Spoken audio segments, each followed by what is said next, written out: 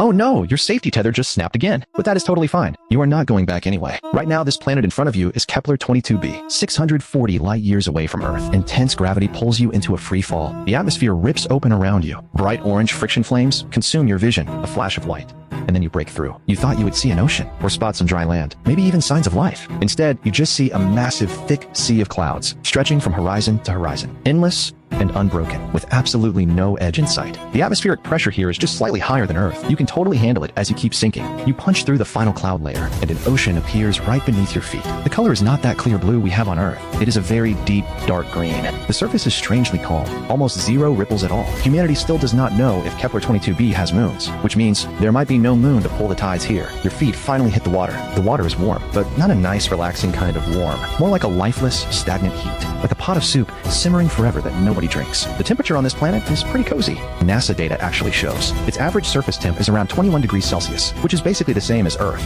You slowly look up at the sun in the sky. It is not that blinding white glare you are used to. Instead, it is a glowing orange star. This is Kepler-22, a G-type star, slightly smaller and cooler than our sun. It hangs up there in the sky, looking just a bit larger than our sun, glowing with a deep orange tint, like a piece of fruit that is about to over-ripen. Too bad. This star blasts out solar flares every so often. You dive straight into the water and start swimming down. Kepler-22b has a radius 2.4 times that of Earth, which means if this is a rocky planet, its volume would be 14 times Earth with gravity over 1.5 times higher. You swim deeper and deeper as the light fades away. You expect to find deep underwater canyons or thermal vents, but the deeper you go, the emptier it gets. There's only pressure. Pressure that just keeps building up. Suddenly, you feel your body getting pulled up, reaching the surface. You struggle to climb onto a rocky reef. Beneath your feet is dark brown stone, with textures just like old leather. You crouch down and touch it with your bare hands. The rock surface is hot. You cannot tell if the heat is coming from underground or baking down from the star above. You look up and stare into the distance. The outline of a mountain ridge against the orange sky blurs into a dark silhouette. No plants anywhere. Absolute dead silence. Nothing is moving at all. This planet has an atmosphere. It has liquid water and the perfect temperature. It checks every box.